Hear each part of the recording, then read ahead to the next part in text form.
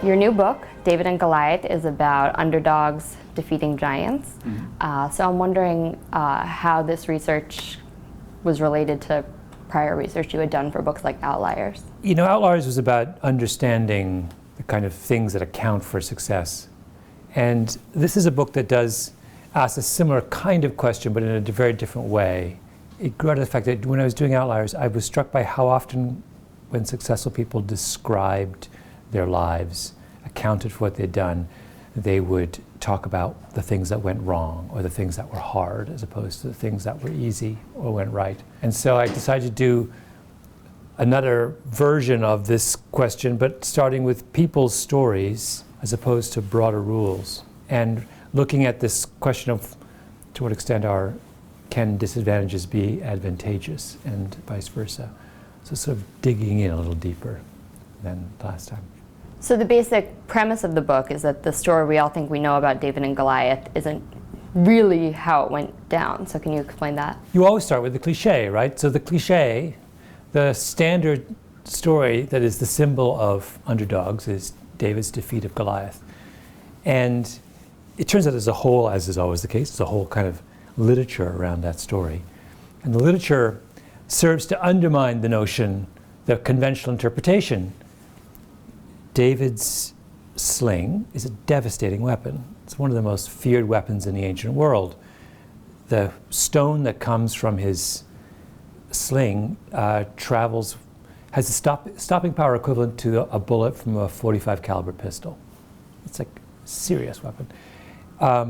And two, Goliath seems to be, there's all kinds of weird suggestions about this in the biblical account, but there are many medical experts who believe that Goliath is suffering from acromegaly, which is a medical condition caused by a benign tumor on your pituitary gland, which causes you to grow. It counts for size. Many giants have acromegaly. But it has a side effect, which is that it causes restricted sight. And Goliath, in the biblical story, does, if you look closely, sound like a guy who can't see. So here we have a big lumbering guy weighed down with armor who can't see much more than a few feet in front of his face, up against a kid running at him with a devastating weapon and a rock traveling with the stopping power of a .45 caliber handgun. That's not a story of an underdog and a favorite. It's a very different kind of story. David has tons of advantages in that battle. They're just not obvious. And that sort of gets the book rolling, is this notion that we need to do a better job of looking at what an advantage is. How have you seen stories like this play out in the business world between startups and the giant corporations? Well, this has been, I mean, it's the classic story of the business world that in numerous occasions, the very same thing that appears to make a company so formidable, its size, its resources, serve as stumbling blocks when they're forced to respond in a situation where the rules are changing and where nimbleness and flexibility and adaptability are better attributes, more useful attributes than resources and scope, which is the story of David and Goliath, right? David had nimbleness, he could adapt to a situation, he changed the rules, he brought in a superior technology. I mean, it's the same old, so I think we see this all the time. What's interesting is how difficult we find it to, we still, even after multiple examples, find it difficult to grasp this lesson. Hewlett-Packard still buys Compaq, to use an example from years ago. There is no plausible argument to be made that they were a stronger company by getting bigger. They were already very big.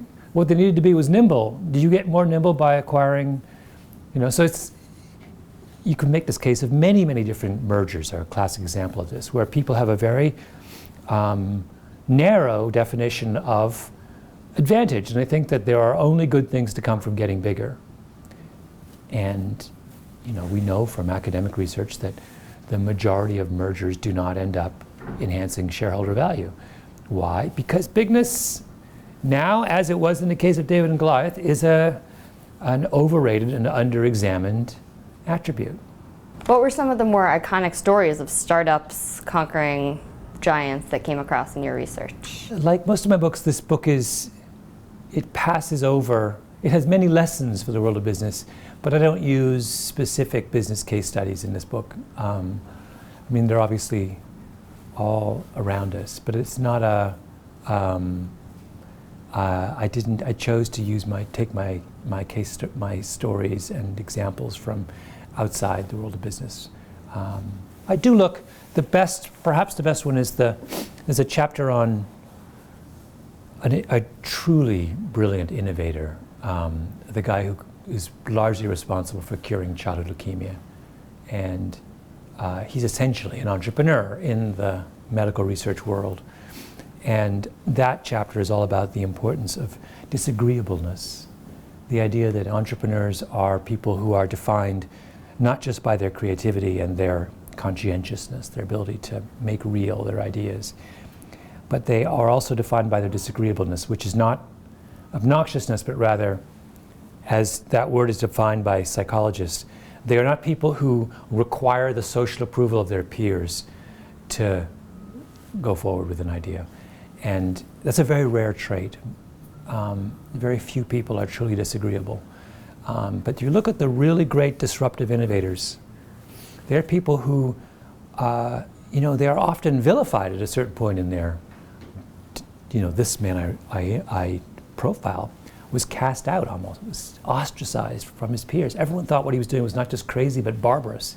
It's very typical. I give the example in the book of Ingvar Kamprad, who's the founder of IKEA. In order to save IKEA at a certain point, he really pioneers outsourcing in his particular industry. He starts to make his furniture in Poland in 1961. And he is denounced for that, because imagine going to a communist country to make your product at the height of the Cold War. The only way you can do that is if you are indifferent to what the world says about you, He would have been denounced on the 1961 equivalent of Twitter. But he didn't care. And that's a crucial part about why he was able to do this incredibly disruptive, innovative thing.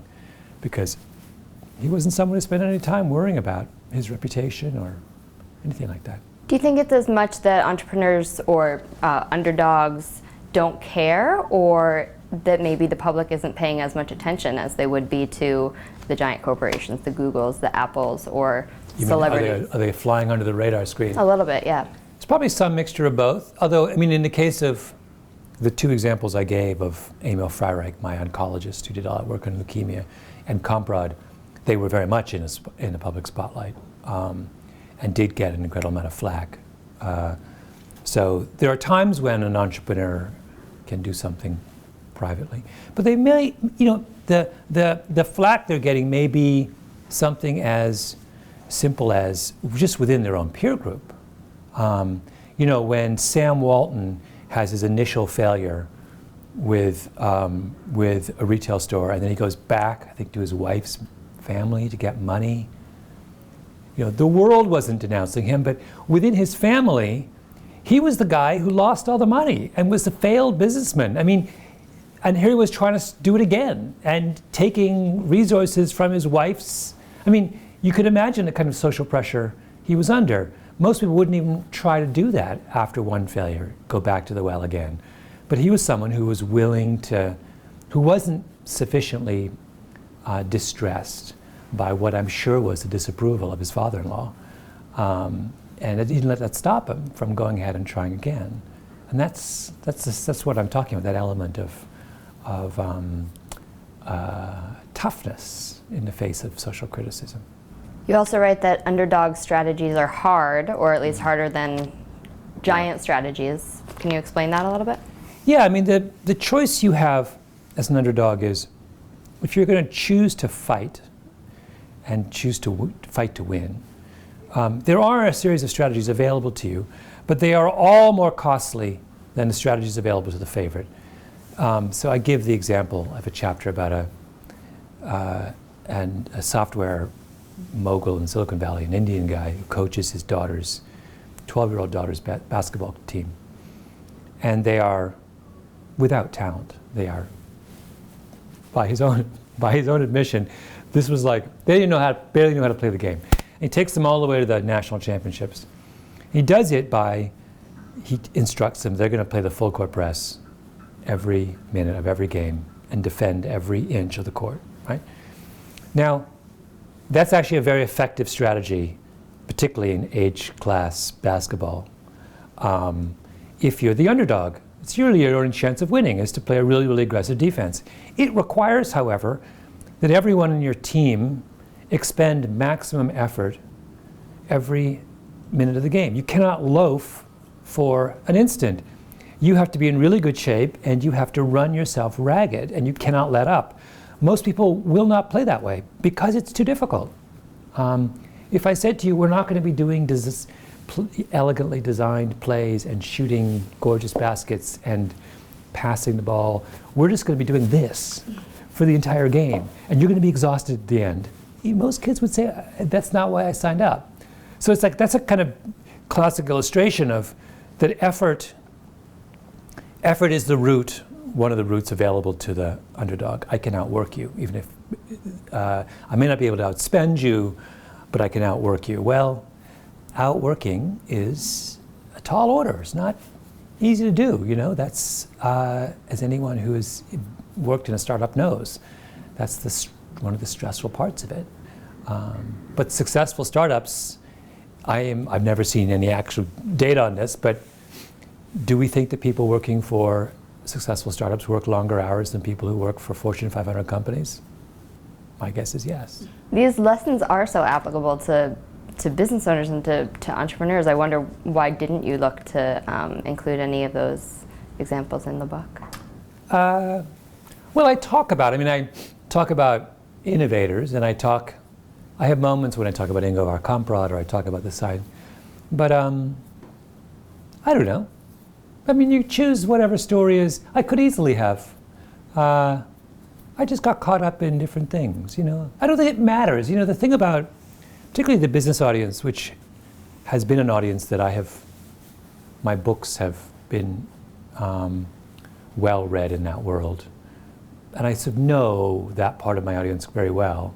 I don't think in order to draw meaning from an example, it doesn't have to be from their precise world. I mean, the thing about one of the fascinating things that happened in the business world over the last 20 years is the increasing level of intellectual sophistication, the willingness to look everywhere for ideas and for inspiration, not just, these days, if you meet a business executive, they'll know as much about social psychology as a social psychologist.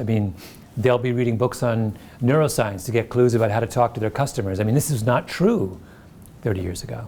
So I don't think it matters. I think people will take insight wherever it comes. Another big theme of the book is that there's such a thing as a desirable difficulty. Can you explain what that is and why it can be advantageous? Yeah, so this is this really interesting notion that comes from these husband and wife psychology team at UCLA called the Bjorks.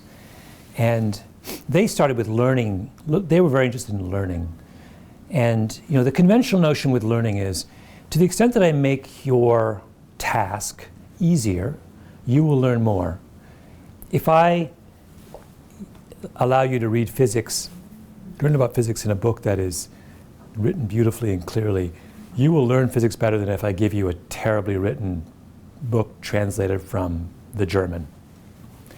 And they said, well, that's true, but there are exceptions.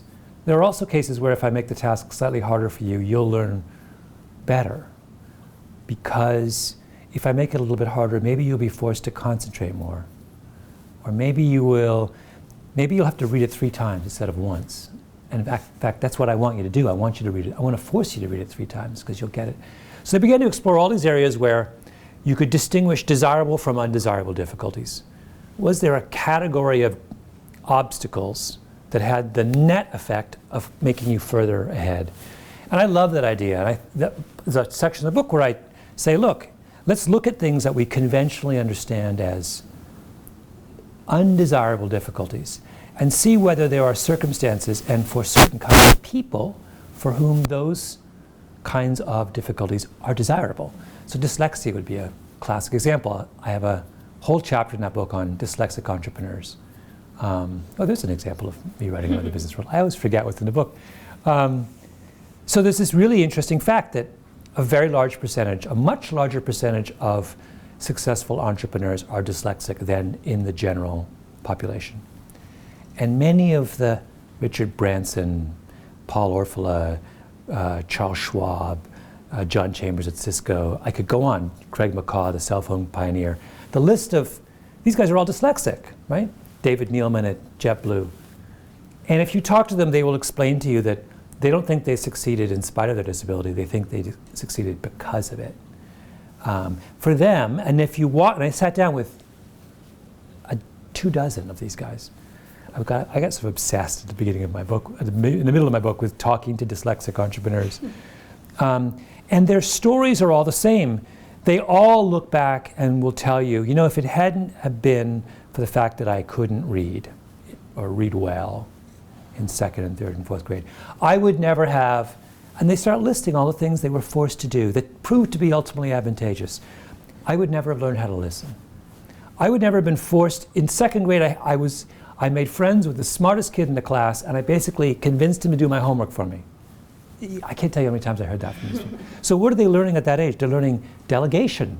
They're learning how to communicate with other people, motivate other people, form a team. I mean, they do that in, Brian Grazer, the Hollywood producer who's dyslexic, his whole thing was he figured out how he would fail his tests, and he would go in and he would talk his grade up from a D to a C. So from the age of this high, he's learning negotiation, right? And by the time he hits college, he's brilliant at it. And then what does he do? He becomes a Hollywood producer. What is that about? It's about negotiation, among other things, and he's been practicing his entire life. So it's this sort of weird thing where he would say, as difficult as my dyslexia was, and for all of these people, their childhoods were not fun. I mean, I interviewed Gary Cohn, who's the president of Goldman, who's profoundly dyslexic. And his childhood just sounds, dark and miserable. No one thought he was capable of doing schoolwork. They thought they were amazed that he even graduated from high school. Despite that, they all look back and they say, you know what, it was a desirable difficulty. I was forced to learn stuff I would never even have thought about. So I think that's a really beautiful idea. Definitely, but you also mentioned that there are a disproportionate number of dyslexic people in prison. So what's the perfect storm to make a difficulty desirable? That's the $1 million question. I don't think there's any kind of simple answer, and I think it depends on who you are and what your capabilities are and what the support system around you is and how many other disadvantages you have. That's the kind of conversation I want to start with this book.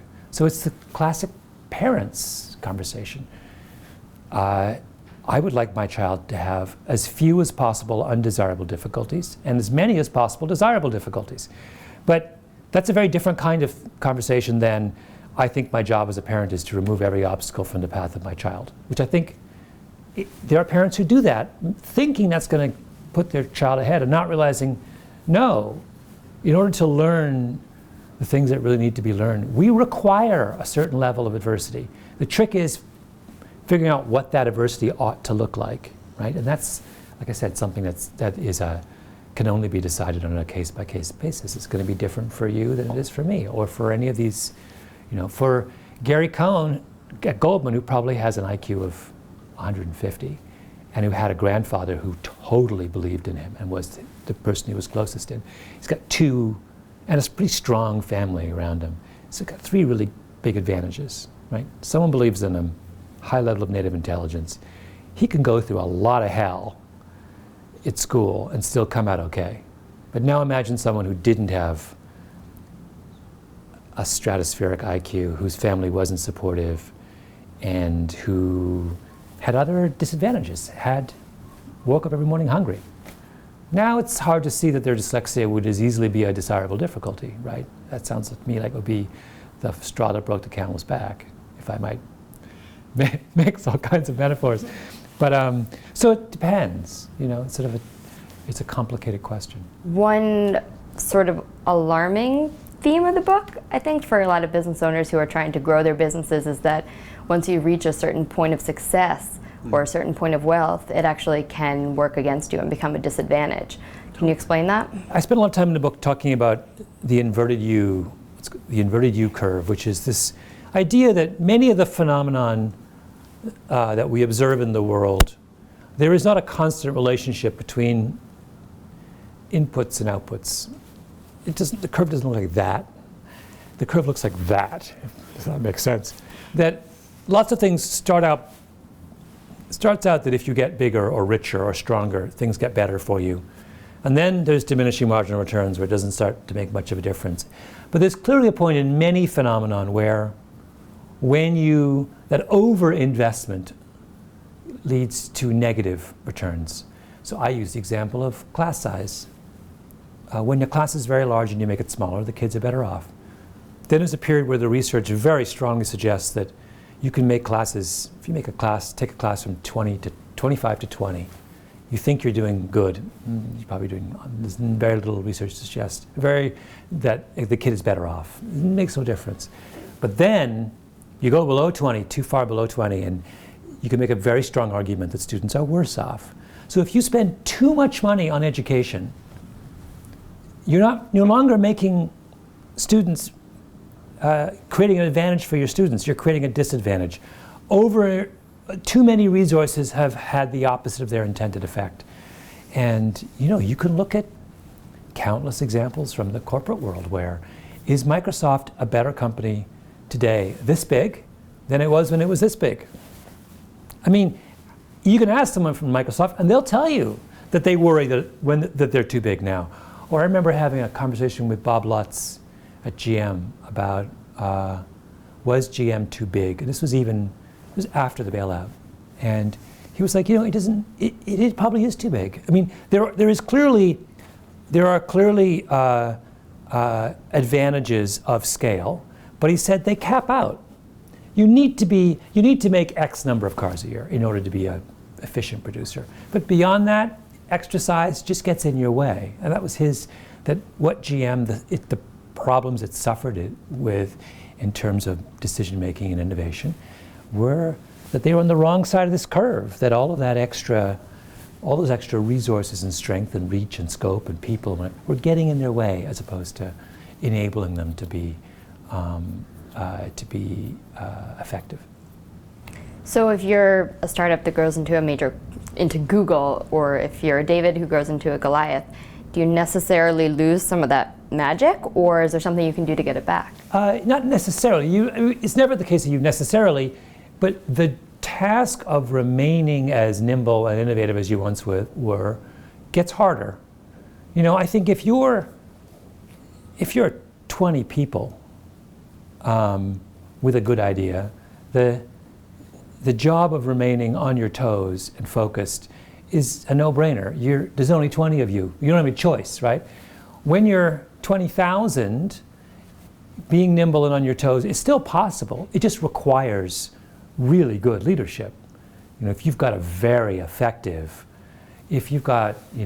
go back to automobiles, if you've got Al Mulcahy, I never know how to pronounce his name, the guy at Ford, Mulcahy, is that his? I forget. Someone like that, a first-class CEO who has managed to take a very, very large organization and, instill a sense of urgency, of creativity, that's possible. But you got to have a guy that good at the helm. There aren't a lot of those people. It just gets harder. That's sort of not impossible. It's still possible for Microsoft to do something extraordinary, just harder than when they were working out of a garage. You also discuss the theory of remote misses, which is that, if you have come through some kind of adversity intact, it can actually embolden you. Can you talk about why you see that as an advantage for underdogs? Yeah, so this is an observation that comes from a famous book written about the London Blitz during the Second World War by a guy named J.T. McCurdy. He's a psychiatrist. And he's trying to explain why didn't everyone panic when the Germans started bombing London. The expectation was going into the war that when the Germans, and everyone knew they were going to do it, when they started bombing London, everyone was going to flee. It's going to be terrifying. They knew there was no way, the British knew there was no way they could stop the Germans. And they were planning actively for what they thought would be the end of the war, which was that the population of London would, in terror, flee the city, and England would fall apart. It never happened. And so McCurdy was trying to figure this out. In fact, by the end of the Blitz, Londoners were indifferent in large part to it. People weren't even going into their bomb shelters anymore. They were just blowing it off. And he comes up with this idea which says, if the bomb hits next to you and you're buried under rubble and you crawl injured to your safety, you're traumatized. That's not a good thing. If the bomb falls across the street and you're fine, and then it falls across the street again and you're still fine, you're emboldened. You begin to feel invulnerable. And because most people in London had the experience of a remote miss of the bomb falling across the street, and only a very small number had an experience of the near miss when the bomb falls on them, the net effect of the bombing on London was to make Londoners indifferent, more courageous. They lost their fear because they were fine, right? Who would have thought? Like, it's that feeling of you've been through the worst and you've survived, and you're like, oh, now nothing can stop me now, right? So there's that phenomenon is what he was describing, and I think that's a very good way of understanding why people or organizations can come through adversity not always traumatized. That there are a set of people, in other words, there are two very different responses people can have to true adversity. One is to be crippled by it, but the other is to emerge, like Nietzsche said, anything that does not kill me makes me stronger. One is to emerge as Nietzschean heroes, right? And that's an unexpected upside to something terrible happening. Courage is always a good thing, but can't that also lead to overconfidence? Just because you dodged the bomb the first time doesn't mean... Oh yeah, were the residents of London overconfident by the end of the war? Probably.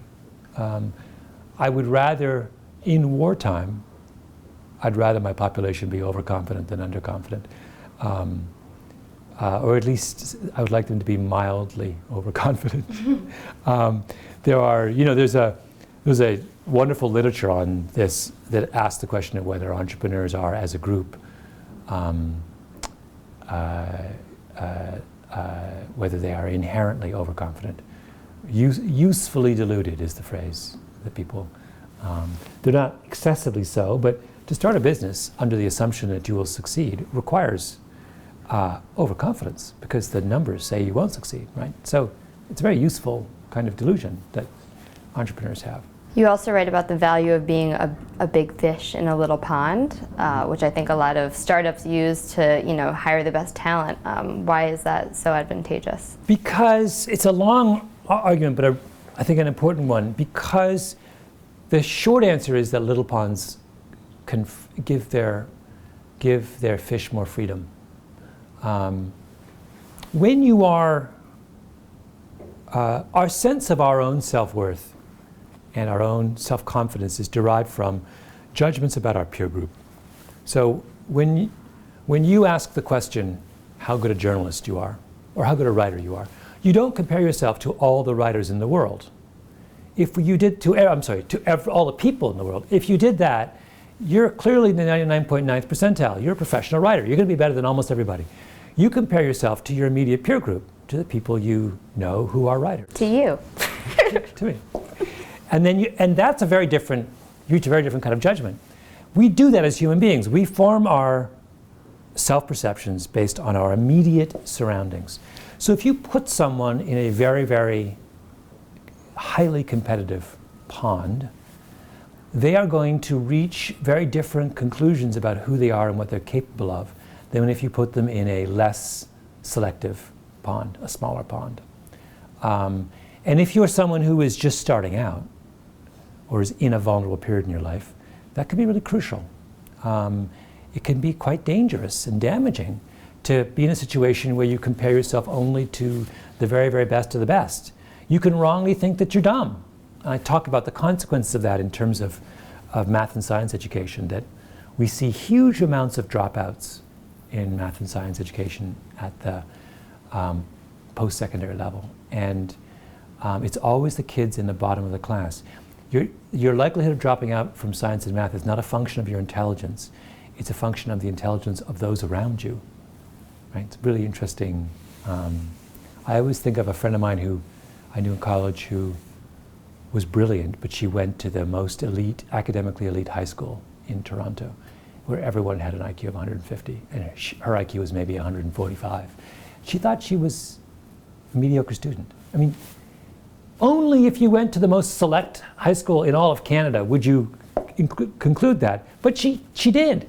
She had the misfortune to being a small fish in an exceedingly large and competitive pond.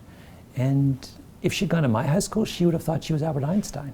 So I wonder, for all the successful Davids that you found in your research, were there instances of people who you felt like had great opportunity and maybe missed that chance?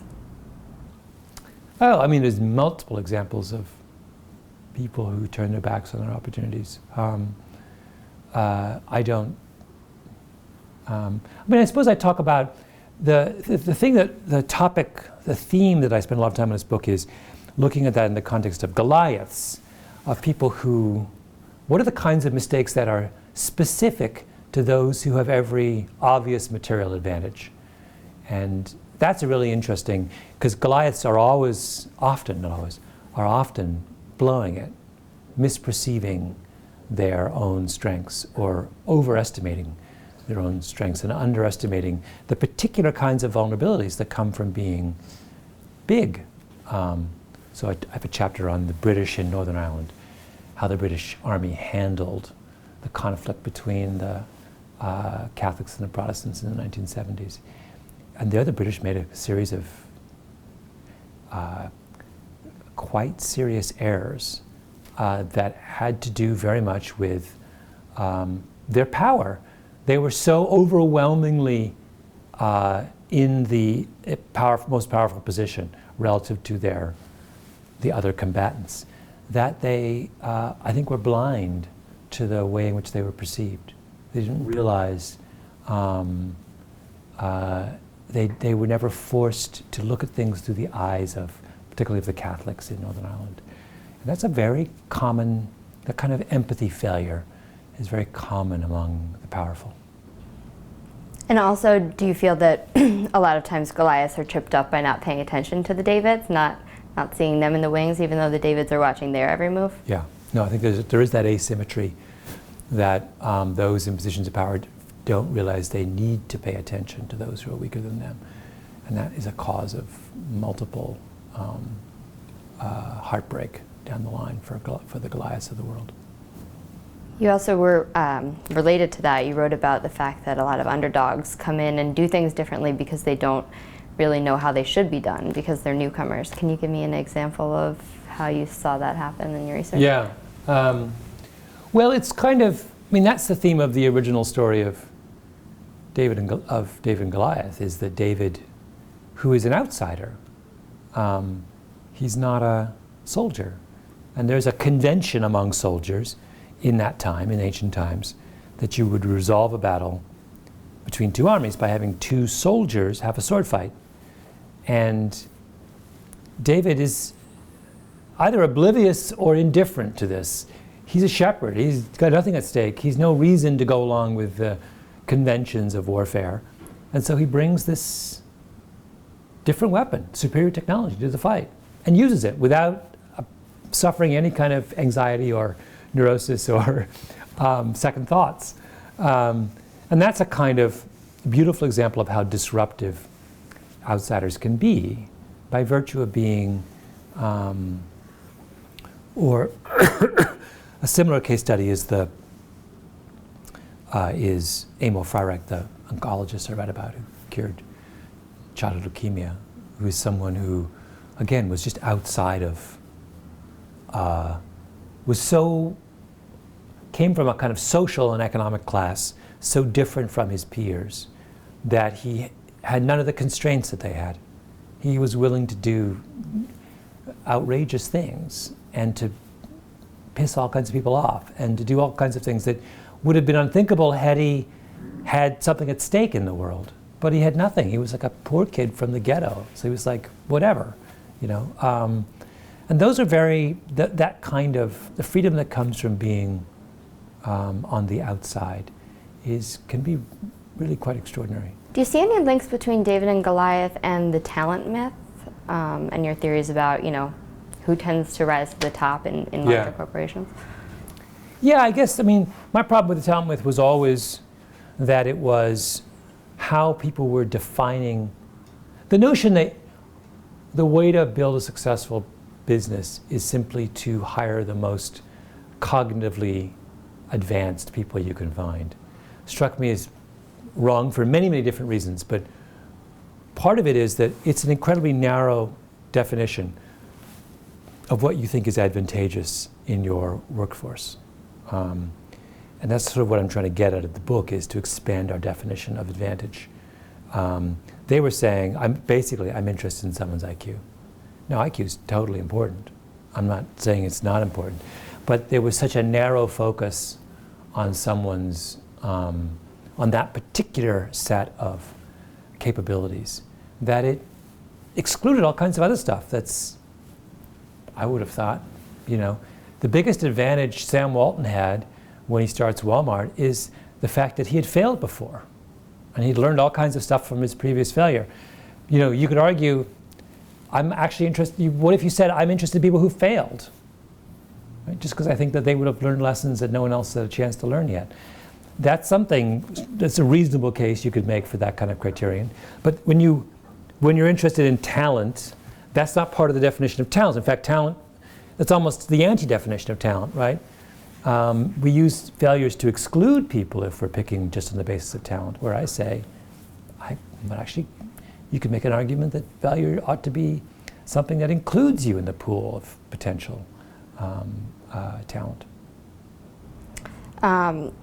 Some people say that, the examples in the book are ones that specifically back up the thesis of the book. What do you say to that? Well, I think anyone who's ever made an argument since arguments began has chosen evidence to support their arguments. So I would hope I did that. If I chose evidence that didn't support my arguments, I'd be writing a very funny kind of book, wouldn't I? So yeah, that's just that's a fancy way of saying that they disagree with things in the book, which is fine. Why would you say that entrepreneurs should read this book? Because this book is fundamentally about the weapons of the spirit. Use this lovely phrase. But ultimately it's about how the things that are in your heart or your soul or your imagination are every bit the equal of the things, of the material advantages that you've been given. And for anyone starting a business, businesses are about the weapons of the startups are about the weapons of the spirit, right? You don't typically, unless you're some kind of special case, you don't have material advantages. What you have are your ideas, your motivation, your perseverance, your excitement, your faith, and this book is an attempt to appreciate those gifts for what they are. And I think that's something that every entrepreneur would be interested in. What surprised you most when you were writing the book? I don't know, so many things. I had so much fun doing this book. Maybe the dyslexia stuff really fascinated me. I've never been able to get that out of my head. This fact that so many successful entrepreneurs have what we would consider in society to be a disability. So that raises the question of why do we call it a disability? Or at least, why is our definition of what something like dyslexia means so narrow? It's very narrow and unsatisfying. It doesn't capture the range of ways in which people can respond to a given set of obstacles. What other desirable difficulties did you find that certain groups shared. Were there others in addition to dyslexia? Yeah, I mean, I have a chapter about parental loss, which is really weird and interesting, about how many, just looking at two groups, American presidents and British prime ministers, how many of them suffered the loss of a parent during childhood. And the answer is a hugely disproportionate number, way more than in the general population. You know, Clinton, Obama, I mean, the list is actually quite astonishingly long. Not for everyone, by any stretch of the imagination, for those people, for this small subset of very successful people, you can make an argument that that difficulty of losing a parent was, in the end, desirable. Not in the moment. It caused enormous pain in the moment. But maybe growing up under those kinds of conditions where they were, and there's a huge body of psychoanalytic literature to sort of support this notion, where they were forced to assume certain roles prematurely to displace the father in their family unit. Maybe undergoing that kind of experience at a young age, if you are someone possessed of other gifts, accelerates your progress and toughens you for certain kinds of experiences in the future. And we talked about, you know, some of the companies that got too big, Microsoft, Hewlett-Packard. Have you seen any recent examples of companies that have come in to you know, unseat major corporations? Yeah. Well, I sort of feel like that's the perennial story of the marketplace, is this ceaseless churn where the mighty fall, and it doesn't happen all the time to everyone. But you know, there's that, Greg Zuckerman has written this book about fracking, and one of the things he points out is that the group of people who explored and exploited all of these new reserves of shale gas in the United States, who pioneered this new extension of the industry, were all outsiders. It wasn't the big players. It was these upstarts who came along and tried something that had been dismissed as too difficult or not worth it by the major oil and gas players are some of the biggest companies in the world, right? And they missed this opportunity, at least in the beginning. So that's a beautiful contemporary David and Goliath story right there.